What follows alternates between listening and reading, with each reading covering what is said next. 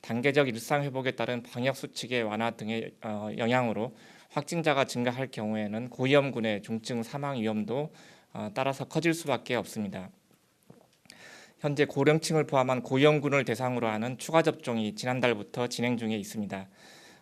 요양병원, 요양시설, 병원급 이상 의료기관 등에서는 기관 단위로 접종이 진행 중에 있고 2차 접종 후 5개월 후부터 조기에 접종할 수 있도록 하고 있습니다. 지난 4월부터 화이자 백신으로 접종한 75세 이상 어르신을 포함하여 50세 이상 연령층은 개별적으로 코로나19 사전 예약 누리집에 예약에서 예약을 하시고 2차 접종 6개월 후부터 추가 접종을 받도록 하고 있습니다.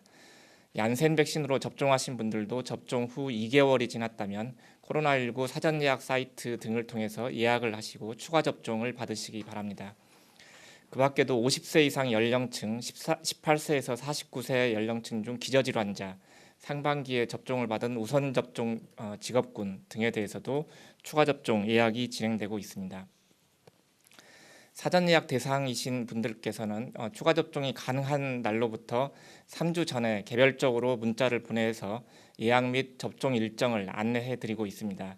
예약은 1차, 2차 접종과 동일하게 코로나19 예방접종 사전 예약 누리집을 통해서 할 수 있고 스스로 예약이 어려운 고령층 등은 대리 예약이나 전화 예약 그리고 읍면동 주민센터 문의 등을 통한 예약도 가능합니다. 추가 접종 대상에 해당하시는 분들은 일정에 맞추어 예약과 접종을 받아주시고 특히 고령층이나 기저질환자, 집단시설 종사자 등 고위험군은 일정에 따라 추가 접종을 꼭 받아주시기 바랍니다. 내일부터는 추가 접종 대상자가 네이버 카카오톡의 자녀 백신 당일 예약 서비스를 이용해서 추가 접종을 받으실 수 있게 됩니다.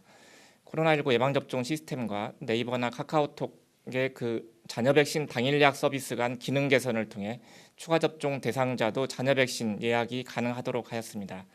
예약 방법은 기존의 1, 2차 기본 접종과 동일하며 추가 접종 대상이 되신 분만 자녀 백신 예약이 가능합니다.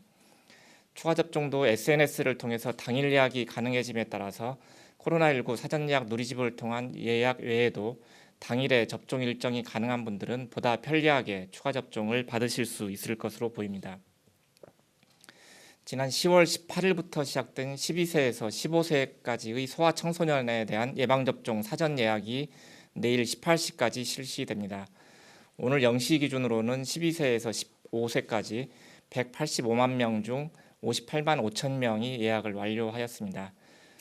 사전 예약을 한 소아청소년의 접종은 11월 27일까지 진행되며 사전 예약 기간에 미처 예약을 못했더라도 화이자 백신을 접종하는 의료기관에 문의하면 보유한 백신으로 언제든지 접종이 가능하도록 하고 있습니다. 또한 본인 명의의 휴대전화가 있는 청소년은 네이버 카카오톡의 자녀 백신 당일 예약 서비스를 통해서도 화이자 백신 접종이 가능합니다. 최근에는 코로나19 확진자 중 18세 이하 연령층의 비중이 계속 커지고 있습니다. 예방접종을 받지 않을 경우에는 코로나19에 감염될 위험성이 증가하고 주변에서 확진자가 발생할 경우에 격리 그리고 감염 시 치료나 학업 손실 등 간접적인 피해까지 고려하면 예방접종의 편익이 크기 때문에 내일까지 진행되는 사전 예약이나 의료기관을 통해서 접종을 받아주실 것을 당부드립니다. 다음 주 월요일부터 위탁의료기관의 코로나19 접종이 요일제로 운영이 됩니다. 코로나19 백신 폐기를 최소화하기 위해서 지난 11월 1일부터 의료기관별로 예약이 가능한 요일을 주 3일까지 지정하도록 함으로써 예약 인원을 각 의료기관별로 특정 요일에 집중할 수 있도록 요일제 예약을 도입하였습니다. 기존에 이미 접종 예약을 하신 분들은 변경 없이 예약된 일정대로 접종이 가능합니다. 이러한 요일제 예약에 따라서 11월 15일부터는 의료기관별로 지정한 특정 요일에 코로나19 예방접종을 집중적으로 실시함으로써 다인용 백신을 보다 효율적으로 사용하고 폐기를 줄일 수 있을 것으로 기대하고 있습니다. 추진단은 백신과 이상 반응 간의 인과성 불충분 사례 중에서 심근염, 심낭염 환자 125명을 의료비 지원 대상자로 추가로 확정하였습니다. 이로써 현재까지 인과성 근거 불충분한 환자 의료비 지원 대상은 총 179명으로 1인당 최대 3천만 원 한도 내에서 진료비 등을 지원받게 됩니다. 코로나19 예방접종 후 피해보상 인정 건수는 현재까지 2,406건으로 심의가 이루어진 5,293건 중 45.5%에 해당합니다.